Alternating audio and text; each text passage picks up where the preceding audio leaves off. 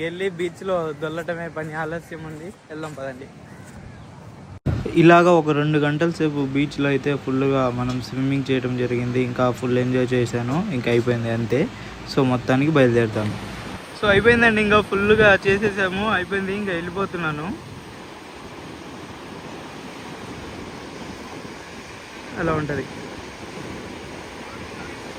అండి. ఫుల్గా స్విమ్మింగ్ చేశాను, కొంచెంసేపు టైం స్పెండ్ చేశాను. సో ఓకే, ఇప్పుడు ఈ బీచ్ నుంచి వదిలేసి వెళ్ళిపోతున్నాము.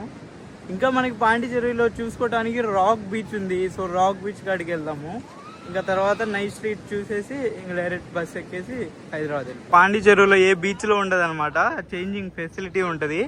ఆఫ్టర్ మరి బీచ్ చేసి వచ్చిన తర్వాత ఇక్కడే మంచి ఫ్రెష్ వాటర్ ఉంటాయి. సో అక్కడ నుంచి షవర్ చేసుకొని డ్రెస్ చేంజ్ చేసుకొని వెళ్ళిపోవచ్చు. వెళ్ళి బీచ్లో తిరిగాను, తర్వాత వచ్చి మళ్ళీ షవర్ చేశాను, డ్రెస్ చేంజ్ చేసుకున్నాను, వెళ్ళిపోతాను.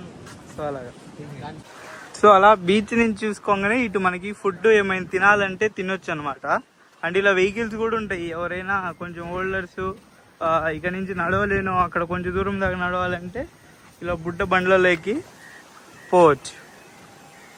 అలా ఉంటాయి ఇక్కడ. ఫిషెస్ ఇవన్నీ అవైలబిలిటీ ఉంటాయి. తినాలనుకుంటే ట్రై చేయొచ్చు ఫుడ్. నాకు వద్దు, నేను తినను.